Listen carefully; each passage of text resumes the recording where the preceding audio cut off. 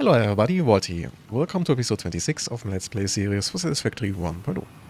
In the last episode we finally unlocked the Mark 6 conveyors in Tier 9, and today I'd like to, do two things. For one, upgrade all of the Mark 5 belts that are still bottlenecking my factory lines to Mark 6. And once we're done with that, it's time to go a bit deeper into the quantum stuff. So without further ado, let's jump back into the game and have a quick look where we left off last time. And here we are, back at our temporary hub and storage area. Now, as I said, the first step for today is upgrading the Mark 5 belts to Mark 6 where needed, and since it doesn't really matter where I'm going to start with that, since those belts are all over the place, I think I'm going to do this in chronological order, which means the first one is going to be over at the web processor. And just a few minutes later we have arrived over here, and I already uncovered the two belts that need to be upgraded, which are the ones for the rubber and the plastic, coming from the production lines straight to the train station, and from there, if not needed, with an overflow mechanic into those two things over there. So let's get those here quickly upgraded to Mark 6. And that's looking much better already. So let's close this off, and then I think it was a center line. Yep, that looks good. So with that, the oil processor is officially done, and we don't really need to do anything over here in the future. So next up on the agenda would be if I went chronologically in the power plant, but I think since it's on the way, I'm going to make a little detour towards the steel facility. Now over here, I only need to upgrade one belt, which comes from the pure iron node here, makes its way along this raised conveyor system, and is then split into the various factory lines. And that's one bottleneck less. It is still backing up a little bit here though, since there are bottlenecks further along the line. I think it's mostly the steel pipes themselves which are backing up, and then the steel as a result too, but that will come a bit later. For now, it's time to make my way over to the power plant. Now here I only really need to upgrade the belts for the coal I placed in the last episode, all the way from the particle accelerators to the miners. There is one other belt though that I would like to make a modification to, and that has to do with the diamonds themselves. So at the moment, since I only had the Mark 5 when I built all of this here, I'm running the diamonds directly to the train station, and that's about it. The other sushi belt is currently, as I can see, making a little U-shape around this junction. But now that I have the Mark 6 belt, I can make this one big sushi belt, so I can simplify this a bit and just merge the diamonds onto that sushi belt a bit earlier, so everything is a bit cleaner. But aside of that, there is once more not much to do over in this location here. Which doesn't mean that there weren't any spots where I had to get creative to actually reach all of the belts again. But this is now also done, so let's close this off. And yeah, with that, it's off to the aluminum facility. Now over here there are actually quite a few belts I need to upgrade. For one, I have a couple belts with bauxite and copper that will have to be Mark 6, and for the other I have the belts that go around in the hexagon here that collect the aluminium ingots and the aluminium casings, both of which need to be upgraded to Mark 6, as well as the connections to the train station and the overflow lines with the sinks. And that's a wrap. Okay, the aluminium facility is now done, so next on the agenda is the refinement facility. And the first thing to do over here is actually upgrading all of the belts that provide us with the raw materials through this rather extensive highway system here, which connects the miners to, among other things, my refinement facility. Now that is going to be a somewhat lengthy process since, well, as you can see, the whole highway goes all over the place. But nevertheless, it needs to be done, so let's get upgrading. So half an hour later, the belts for the raw materials are done up to this point here.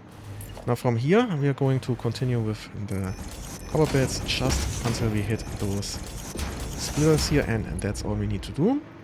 For the limestone though, we will have to go all the way to the refineries. So for that, let's just quickly make a gap here so we can have a look, and I think it's, yeah, it should be,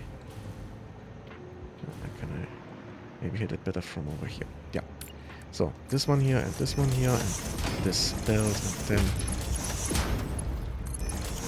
these belts here. And that's all of the incoming belts done. Now I obviously also need to handle the belts for the outputs. More precisely, I need to handle the belt for iron, then multiple for copper, and then finally the concrete, which is going to be a little bit more annoying, since when I open this up you can see this involves quite a few individual belts, and I have to make sure I'm not forgetting any small segment here, or this is not going to run at full capacity.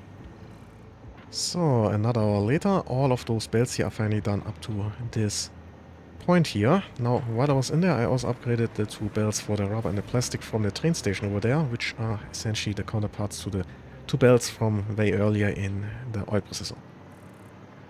Yeah, now, just need to do something similar for the belts inside of this mega complex here, so basically just going to follow those belts here, and where necessary also upgrade the belts for the output materials. And done. All in all, this took about an hour, but now everything here should run smoothly.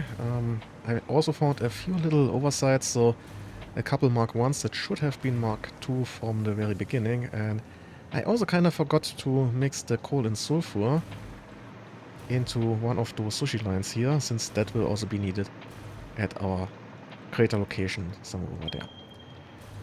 But with that said, we are done over here now, and it's time to continue with my belts, and more specifically I only really need to upgrade those two belts here. The others are already at Mark 5 and only need to be Mark 5, and that also means I need to close off the walkway. And that leaves us with just a handful of belts to upgrade, for one the two coming from the top, and for the other the aluminum ingots and aluminum casings, which are being processed in this factory here. And once all of those upgrades are in place, well, it's time to worry about the next big factory. And we're finally done with all of the upgrades.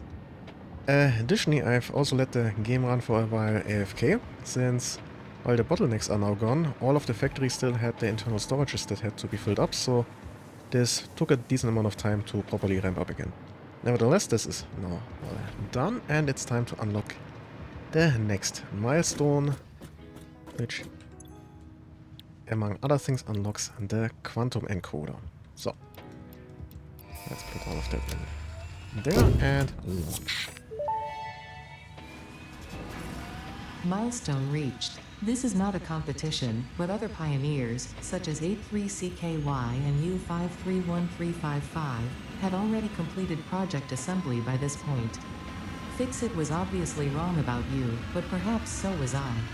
Regardless, you have finally unlocked the quantum encoder, which requires vast fluctuating power and excited photonic matter to produce highly complex parts. Do not make the same mistakes managing the resulting dark matter residue as you did other byproducts. Project part number 11, the AI expansion server, is now your highest priority.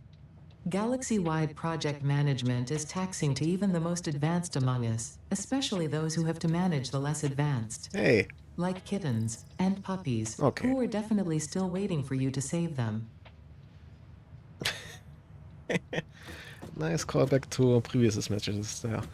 Anyway, let's continue with some research, and I actually need the hard drives, which I put into the depot in the meantime.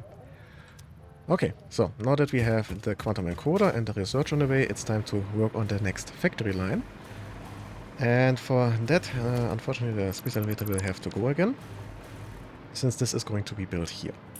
I also prepared a series of blueprints again, but not entire factory lines. Instead, I have just designed a very simple modular foundation setup.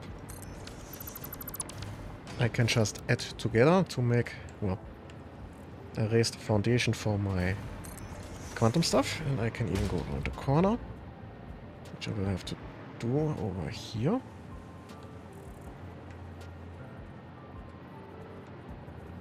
Oh, that's the wrong height.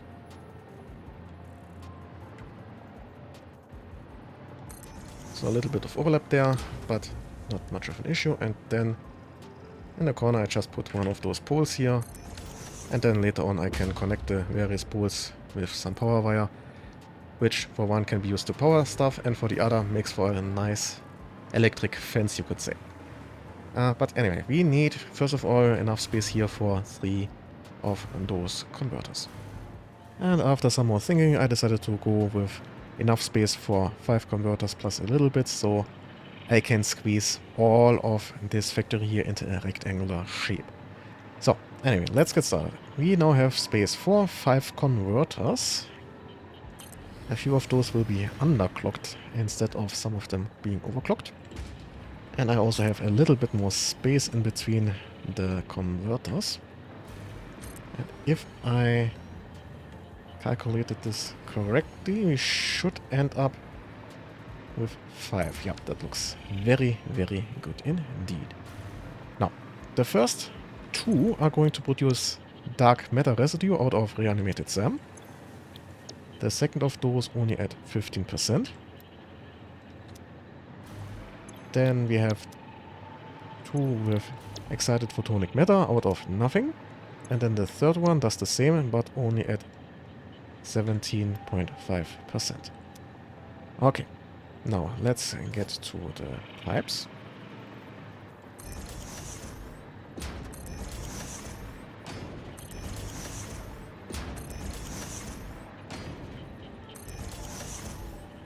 Now this will be moved through the floor later on, so let's connect that already. And these 2 here will be used right away, so I'm not going through the floor with those. Now color coding, let's worry about this in a moment. The first 2 also need a solid input, and here you can, which is a very nice thing, actually put that inside of the building, so it's not out of bounds. And now if I go below the entire thing, let's say around like so, I can put in my splitters and then grab the reanimated SAM from over there. And yeah, then I just need some power. And then also the foundations for a total of 4 of these quantum encoders, which, as you can see, are not a small building at all. But before I actually place those down, it's time for a MAM, so I can unlock a couple of recipes. So the first one I'm going for is the dark matter trap, which actually allows you to create dark matter crystals out of time crystals and dark matter residue, which is quite efficient. And then let's grab the dark matter crystallization, which allows you to essentially get rid of dark matter residue by turning it into dark matter crystals, which can be quite nice if you have to handle overflow. Now before I start the next research, I would like to unlock the power slugs or synthetic power shards. Okay, I just need some quartz crystals and some time crystals. And there we go. So now we have also this one done. Research completed. Synthetic power shard recipe unlocked. Exchanging regular exercise and filtered fresh air with automation is just the kind of progress FICSIT likes to see. Yep, okay. What's still missing? Yeah, this will take a little bit longer before we get that. So, can we start the next research? Yep, we can start the next research. Okay, so. Good. And now, it's time for the quantum encoders. So they are a little bit more than 6 foundations long and just 2 3/4 foundations wide. So 11 foundations should be the perfect width. And my computer is struggling, huh? Good thing I'm upgrading pretty soon to the new computer. But anyway, we have our 4 quantum encoders, and the first one is going to make use of the just unlocked synthetic power shard. Then we have 3 for the superposition oscillators. So all of those recipes here need the photonic matter and the dark matter crystals, which I'm going to produce a little bit later over there, so that they all share. And this one here also needs the quartz crystal and time crystals, and these here need crystal oscillators and aluminium sheets, so that is not going to be overly complicated. All of this is already available pretty easily via the various belts, so let's get those connected. And before I forget it, I'm also going to put one more down here. That is going to be temporary and will just be used to more or less manually craft up about 200 of those neural quantum processors, which I only need for the milestone and to build a couple Mark III blueprint designers, if I ever need them. So, let's get all of this here properly hooked up. And there we go. Everything we can is now properly hooked up. Of course, we're still missing the time crystals and the dark matter crystals, both of which will be produced in a moment. In case you're wondering what this thing is about, well, I don't have a need for those power shards at the moment. This will also come likely in the next episode. So for now, I'm going to sync them since, well, for one, more coupons, and for the other, the dark matter residue here is carefully balanced for the entire build, and well, if I turned this off, it would cause potential issues. But before I now continue, let's have a look at the Mark III blueprint designer, or let's try to unlock that at least. I should have everything I need for that in the inventory already. And that's correct. Milestone reached. The Blueprint Designer Mark III allows for 20% increased blueprint size in all dimensions, for an overall 71.2% increase in volume. Sounds right. Sadly, I doubt we will see equivalent increases in your efficiency. Well, I'm not sure about that. Yeah, I actually have a few blueprints for that designer that I'm going to use in this playthrough. But anyway, let's continue on. So the dark iron fuel is, well, another way to get to the ionized fuel without the intermediate step of making the power shards. But I think it's less efficient overall, so not a recipe I'm going to use at all. And yeah, let's just grab the chloride diamonds here. I already talked about those in the last episode. And yeah, this is a bit strange. We still have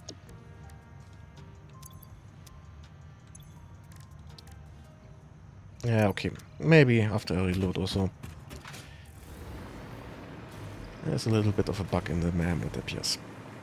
But it's not a real issue since the recipe left over is not a really useful one.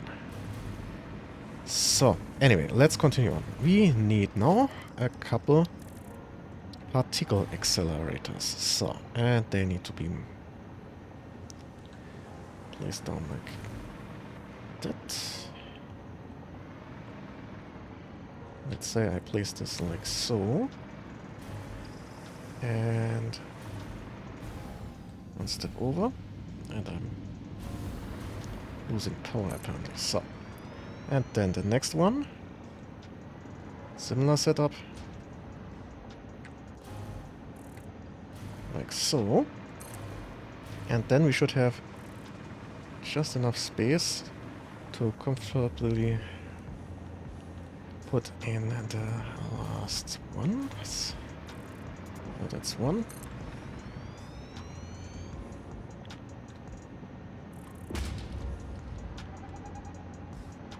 And that's the last one. And these here are going to produce the dark matter crystals via the dark matter trap alternate recipe. And they are all running on 100%, except for one which will run at 1 or 2/3. And yeah, these are going to turn time crystals and the dark matter residue into dark matter crystals, about half of which is going to be reused over here, and the rest will be for now just sunk. So once again, I'm just going to very quickly hook all of this here properly up. And now all we need are some time crystals. Except I also kind of forgot about the trigons, so I am going to need another little extension on the back here. So first of all, 2 converters, which are going to produce the FICSIT ingot out of the aluminium. One of which will be overclocked just a little bit to fit in the overall shape here. And then I need the constructors, 4 in, oh, not 4, 7 in total. So 1, 2, 3, 4, 5, 6, and 7. And those are all just going to produce the FICSIT trigons. And with the new setup now running, it's time to get rid of the old one over here. Yep, this one here. And while I'm there, I might as well remove the one for the time crystal, since I'm at the next step going to replace that too.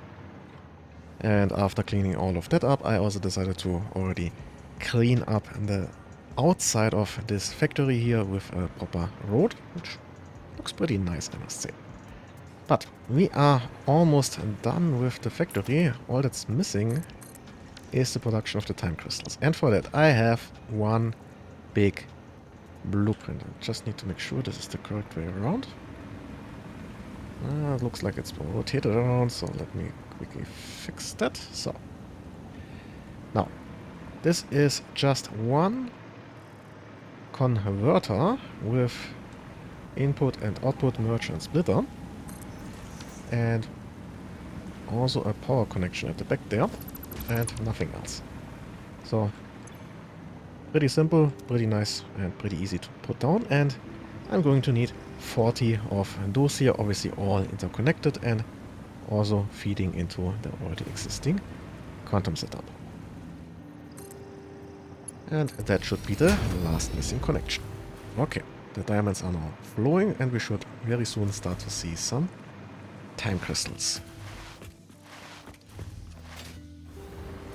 So let's see. And this is starting up. Okay, very nice to see. And yeah, now this should very soon all start up and start producing some super oscillators. The storage system is already properly expanded, and yeah, now while I'm waiting on that, I might as well continue with finishing the outside of this factory block here. So, I thought I was done with this factory here, but apparently I forgot one important fact, and that is, well, you can't sync power shards.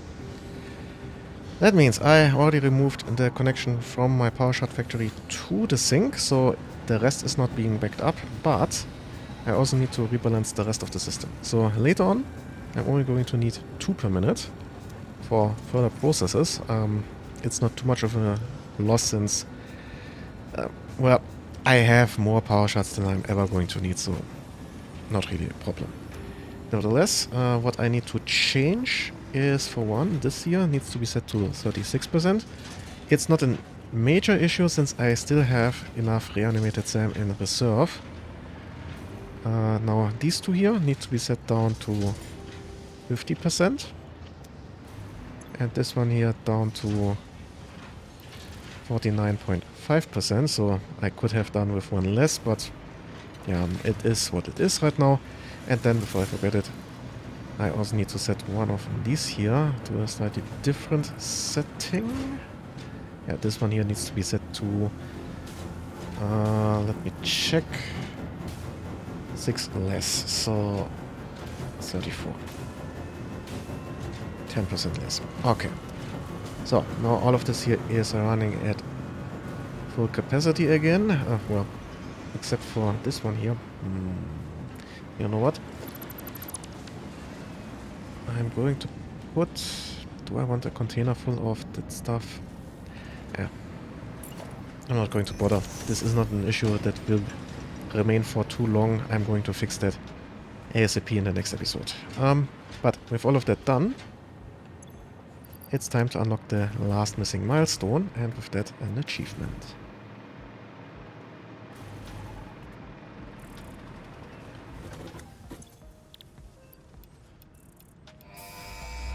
And there we go. Milestone reached. Instant travel between chosen locations will be possible as soon as the main and satellite portals are built and paired. Do not ask me how it works. Not because I don't understand dimensional dispersal theory and the cross-warp applications of liminal peer-regulated parallel fibrillator nanocells, for example. But because you do not need to know. You go in one end, you come out the other. It's a door. Thankfully, the construction of project part number 12, the ballistic warp drive, can be automated and requires no manual input from you, so I'd say we're relatively safe. If you disagree about my assessment of your capabilities, you are free to attempt a study and replication of either portal or warp technology. After you're done with project assembly. Oh, thanks, Ada. I guess I'm good. But anyway, we have the last missing milestone. We have the factory over there running. Oh, that's looking interesting. Yeah, I think that makes a good point to stop with the episode. And in the next episode, we are definitely going to deal with the little issue with the power shards. But that will have to wait a little bit. And with that, we've reached the actual end of this episode here. I hope you enjoyed it. Please like, share, and comment. It really helps with the algorithm. Independent of that, I wish you a nice day. And well, see ya.